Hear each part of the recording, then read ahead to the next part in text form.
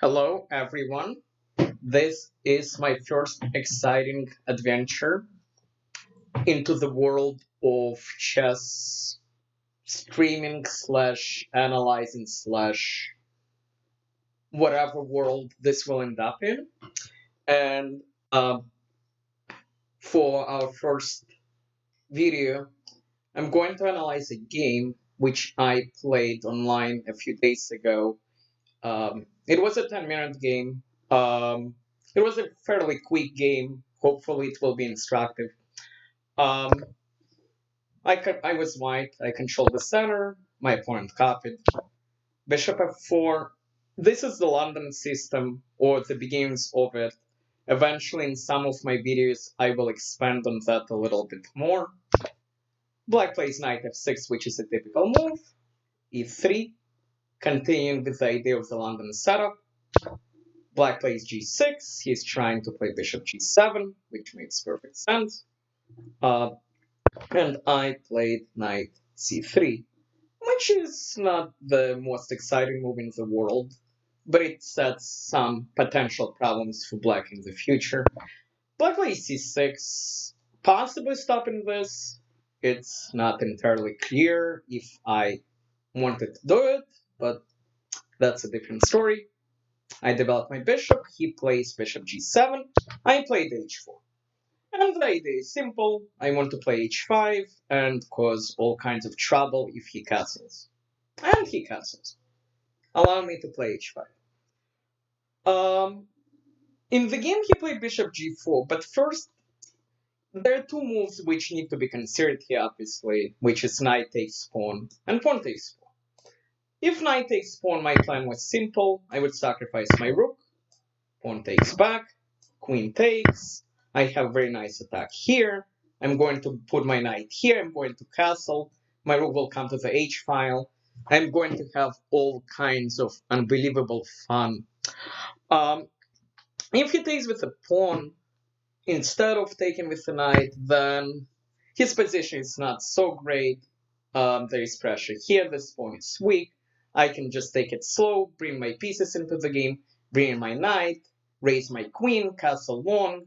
I have this open line, and life once again is really good. Um, so he plays bishop g4, which is a mistake because he thinks he is forking me, which he is. But what he didn't realize that after f3, he actually cannot take this pawn. The logic is simple. I will wait a few seconds if you want to try to find it on your own.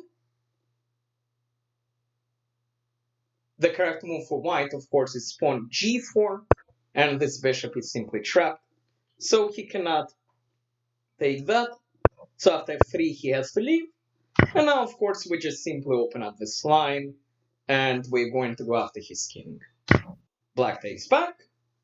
And now the most basic plan is to get my queen somehow onto this line and try to get his king in as much trouble as possible. The fastest way of doing this is what I did, pawn g4.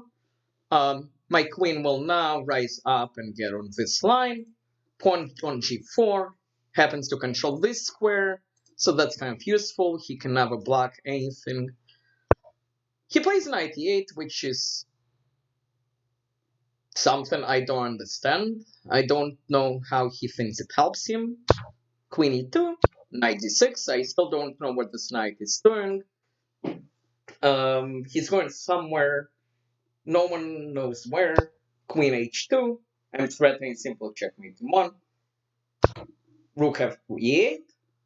Now I don't have a checkmate in 1, but it's pretty close. Queen h7 came here. And now I will give you a few seconds to find the winning move for white. So if you want to, you can pause your video. And the winning move is bishop h6. The threat is simple. His bishop is attacked. If he doesn't do anything, I'm threatening not only queen here, but also queen h8 checkmate. If he takes, there's queen h8 checkmate. And I mean, we don't have to look at this because this is unbelievably winning for white. But if he tries to run away, okay, we take the bishop and then we finish him off. And it's game over. Thank you for watching, and more exciting videos will hopefully come up soon.